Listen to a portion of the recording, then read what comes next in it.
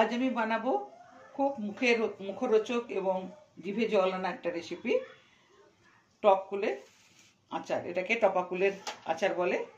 সেটা আজকে আমি আপনাদের সামনে বানিয়ে দেখাবো। তার জন্য আমি নিয়েছি এখানে 3 কেজি কুল, ধুয়ে শুকিয়ে পরিষ্কার করে রাখা আছে। আর এখানে ইনগ্রিডিয়েন্টস নিয়েছি বলেছি, এখানে 5 ফোড়ন। আমি 5 ফোড়নটা কীভাবে ইউজ করবো সেটা বলছি। জিরে গুঁড়ো, ভেজে জিরে গুঁড়ো করা আছে, নুন আছে, সর্ষের তেল, লঙ্কার গুঁড়ো আর হলুদ। বেশি কিছু লাগবে না। প্রথমে এখানে কিছুটা 5 ফোড়ন আমি দিয়ে দিচ্ছি, এখানে ভেজে নেব।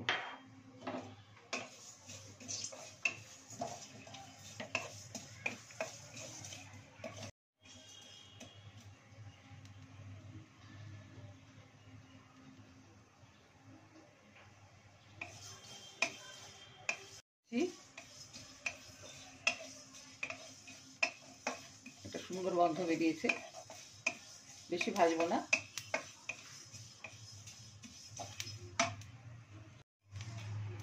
আমি একটা পাত্রতে ঢেলে দেবো। এটা একটু ফাটিয়ে নিলে তবে সব কিছু ঢুকে যাবে ইনগ্রিডিয়েন্টস। ও, বলতে একটা কথা ভুলে গেছি, এখানে 1.5 কেজি আখের গুড় আছে। 1.5 কেজি আখের গুড় আছে, এটা দিয়ে আমি বানাবো। মেন ইনগ্রিডিয়েন্টসটাই বলতে ভুলে গেছিলাম। যাই হোক, কিন্তু আপনাদেরকে দেখাবো, তাই জন্য আমি গুড়গুলো ফাটিয়ে নিয়ে নিই।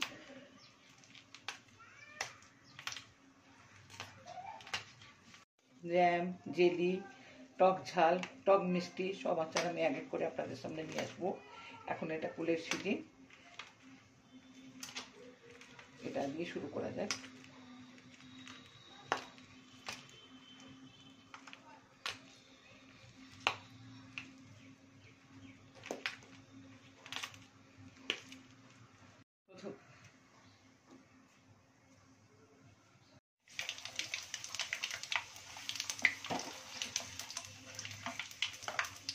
এবারে আমি কুলগুলো একটু একটু করে দিয়ে দিচ্ছি কড়াইতে, একটু ভেজে নেব।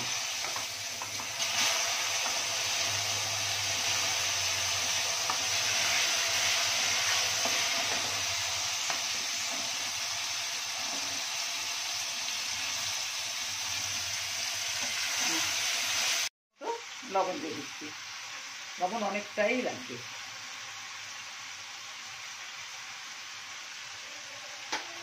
আর দেবো হলুদ।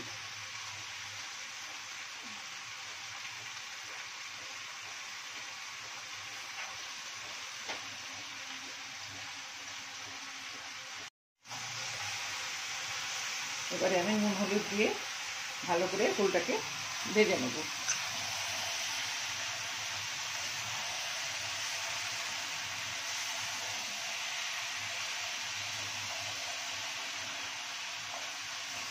এই থাকে একটা হামানদিস্তাতে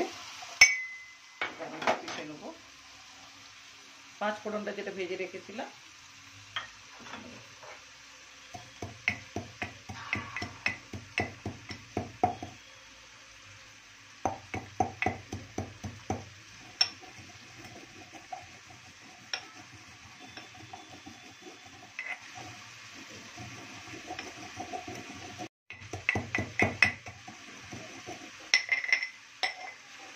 চলে যাচ্ছে।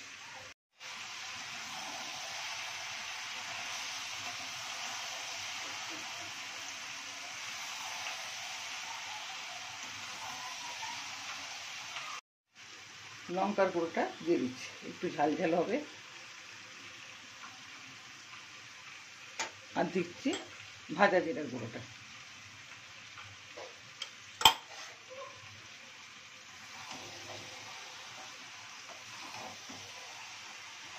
দেবেন, এখানে আমি দিচ্ছি না, কারণ এটা আবার 1 সপ্তাহে শেষ হয়ে যাবে, তাই আমি দিচ্ছি না। 4 কেজি তেল আছে, কুল আছে, ফাটিয়ে দিয়েছি। কতটা নুনে হজম হয়ে গেছে। এখানে আখের গুড় 1.5 কেজি আছে, হয়ে যাবে এটাতে।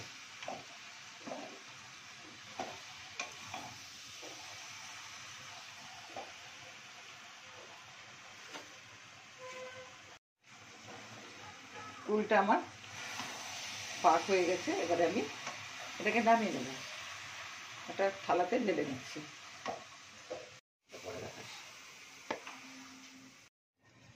ফুলটা আমি ঢেলে নিয়েছি, পড়ে গেছিল একটা নিচ থেকে নিয়ে নিই।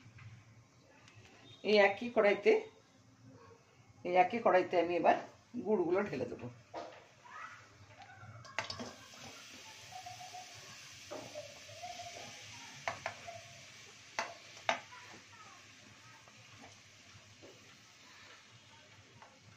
ফুলের আচারটাতে খুব মিষ্টি মিষ্টি হলে আর একটু ঝাল ঝাল টকটক হলে ভালো লাগবে খেতে, সেই জন্য আমি এখানে 1.5 কেজি আখের গুড় নিয়েছি।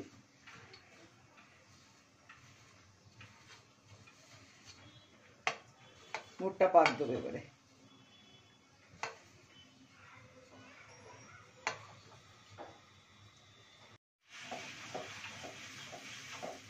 গুড়টা গলতে শুরু করেছে, এভাবে পুরো গুড়টা গলে একবারে পাতলা গুড়ের মতো হয়ে যাবে।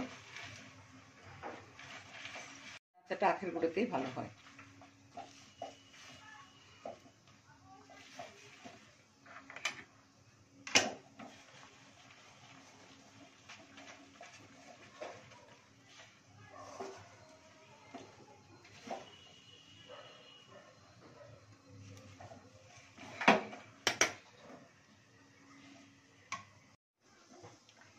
গুড়টা পাক ধরেছে, পুরো গুড়টা গলে গেছে, গুড়টা এইভাবে ফুটছে। আর একটু ফুটলে আমি আচারের গুঁড়োগুলো সব দিয়ে দেবো।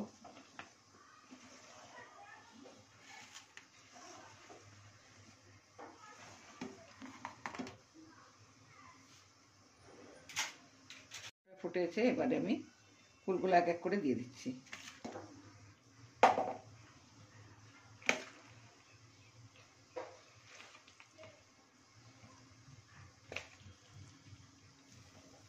কড়াইতে নিচে যাতে না লেগে যায় একবার নেড়ে দিই।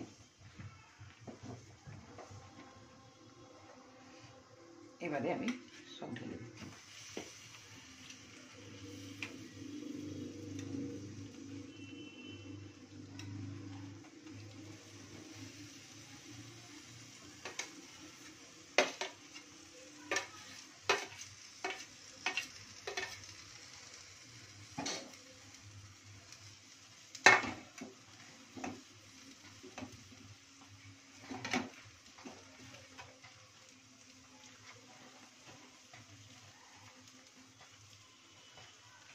এবারে আমি পুরো ফুলটাকে গুড়ের সঙ্গে মিশাবো।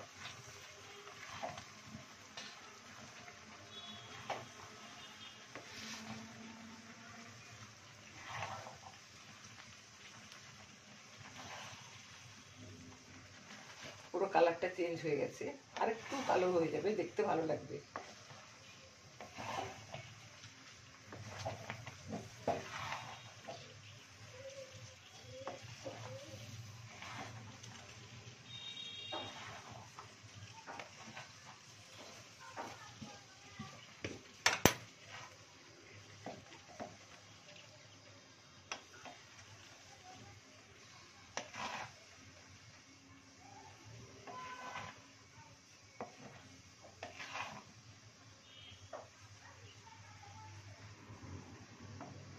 একটু গরমে ফুটতে দিলে দু একটা যে গোটা ফুল আছে এভাবে এর মধ্যে সব ঢুকে যাবে।